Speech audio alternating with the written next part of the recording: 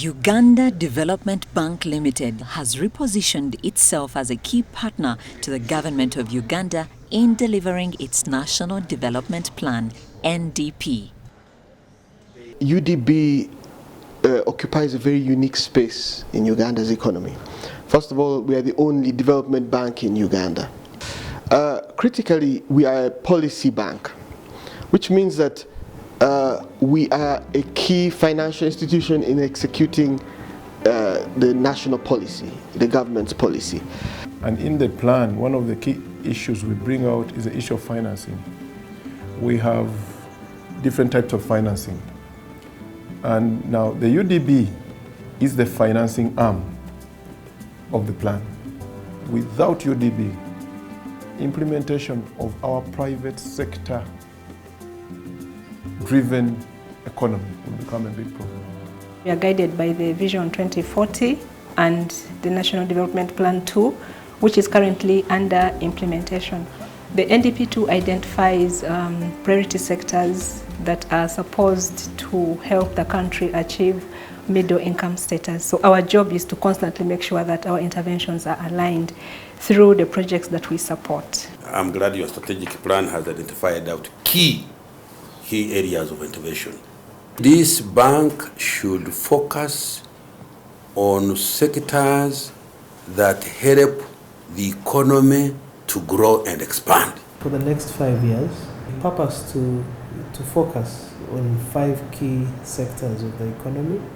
That is agriculture, both from primary to secondary and agro-processing. We will focus on manufacturing. We'll focus on supporting infrastructure, the infrastructure sector, as well as tourism and hospitality.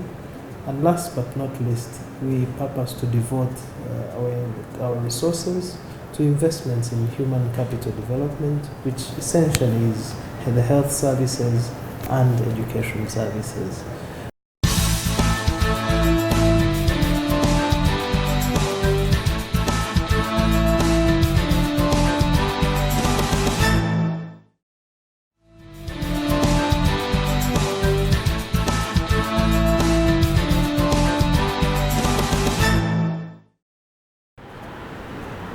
Multitech Business School was incorporated in May 2002. The bank provided funding to Multitech to facilitate the completion of civil works and procure furniture and equipment for its Kampala campus. We got to learn about the UDB loans way back in 2017. So because we had a need to complete our structure, the 2 last floors, as you can see, that wing, the rear wing and the left wing. So what we did was to go to a number of banks, and we realized that UDB was the cheapest in terms of interest. At the time of UDB's intervention, the school was in need of additional classroom and laboratory space to accommodate a growing number of students. We were able to complete our structure, and now we have a seating capacity of over 4,000 students. The school has an enrollment of over 1,500 students across its 3 campuses in Kampala, Kachiri and Hoima. The facility enabled us to procure equipment for vocational studies, because that is now our new orientation. So we were able to acquire equipment of radio and TV for catering, fashion and design. We were able also to get projectors for our classrooms. Now we are going to offer first-class lectures by using projectors and laptop, thanks to Uganda Development Bank. The school, with the aid of UDB funding, is providing much-needed vocational skills to augment government efforts. Now, with these facilities in place, we are going to change our direction. That is in the 2018-2023 strategic plan. We want to change our direction. We want to venture into areas that create employment. By the way, even our academic programs which we are running all have a component of vocational skill. No one can graduate from Multitech without a skill.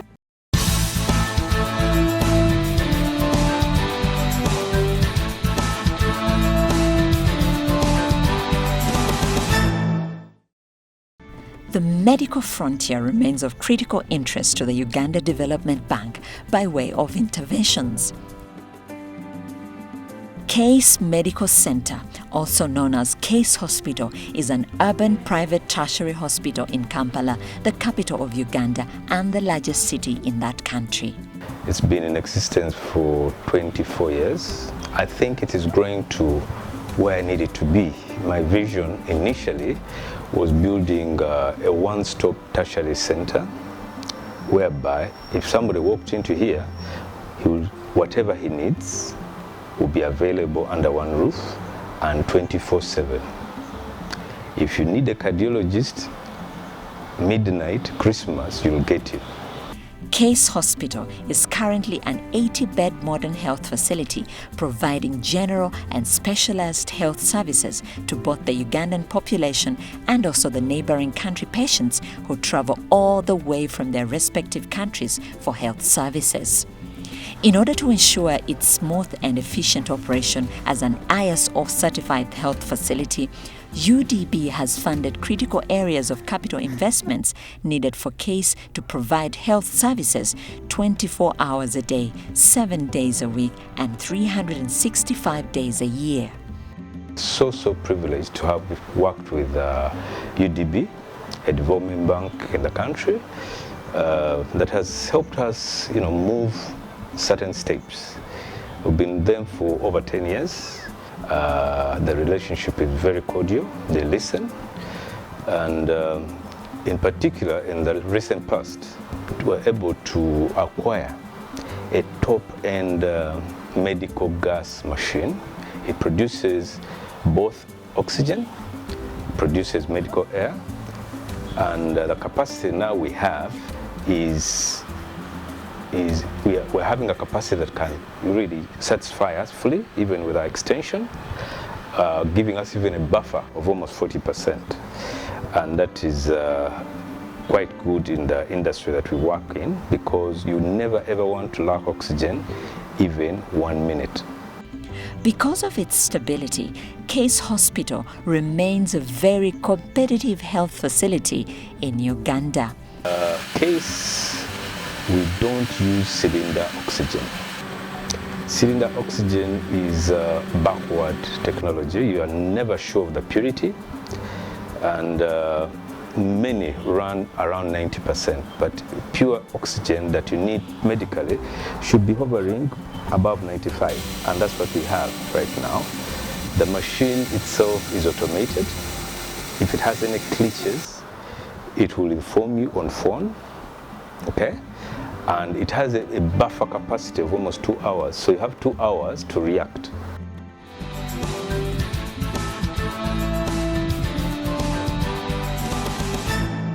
Kampala Medical Chambers started operating in 1997 as Kampala Medical Chambers Clinic on Plot 14A, Buganda Road. In 2014, it expanded into a fully fledged hospital located in the new magnificent state-of-the-art complex building, Jowiro House, on Plot 73, Buganda Road, Kampala. In terms of where we were and where we are now, we are much better. I could say 70% we are much better. We are able to attend to more people than before, to carry out operations, to save lives of Ugandans, to stop the going to India, some simple things which you don't need, moving up and down, they are done here. We have many specialists who come, orthopedic surgeons, general surgeons, gynecologists, physicians, pediatricians, they are all here. Today, Kampala Medical Chambers Hospital is a new state-of-the-art private hospital offering most medical and surgical specialties, as well as diagnostic imaging, pharmacy and ambulance services, thanks to the interventions by the Uganda Development Bank. We got a loan facility from UDB. It's now about 6 years ago. When we got it, we had a very nice interaction with UDB. It was a friendly environment and they were welcoming. We sat down with them. We went through a tedious process and the loan finally was approved. It was initially a facility in dollars, And when the dollar exchange rate became too much, we went back for restructuring. And good enough, they did their part. They helped us to restructure it. And the grace period was also extended, which was very kind of them. And they also considered fairly the interest rate. The facility allows one to obtain diverse clinical and diagnostic care across several specialties. They were good partners. We love them, and I'm sure they also love us. Whenever we get problems, we run to them. They come to our rescue. I've liked their monitoring. They do good monitoring. They check on us every month. They come, supervise, check, advise, call us for meetings. We have very regular meetings. It is usually two-way. I'm very happy with them. Our funding targets SMEs because we believe that by us using them to create value, of course more jobs will be created, value of production will increase. They've mastered the art of running businesses. Those that are struggling, we do handhold them. We've implemented advisory services that can help us improve the internal capacities of those that are struggling. We've been able to touch lives, and that's the key expectation from any development financial institution. So we want to really go out and make it clear to the people what we are here for. So that visibility, what role do we play in this economy is something we're focused on now. We're quite serious about growth. Looking at what we've projected to grow at the end of 2025, we should be growing about fourfold. But we believe with the support we have from all stakeholders and government and the funds that we are able to now mobilize and generate, we could probably exceed that. So by 2022, we really believe that the bank will be substantial. The size of the bank will be quite substantial. And at that point, we believe that we shall be making meaningful interventions and being more relevant.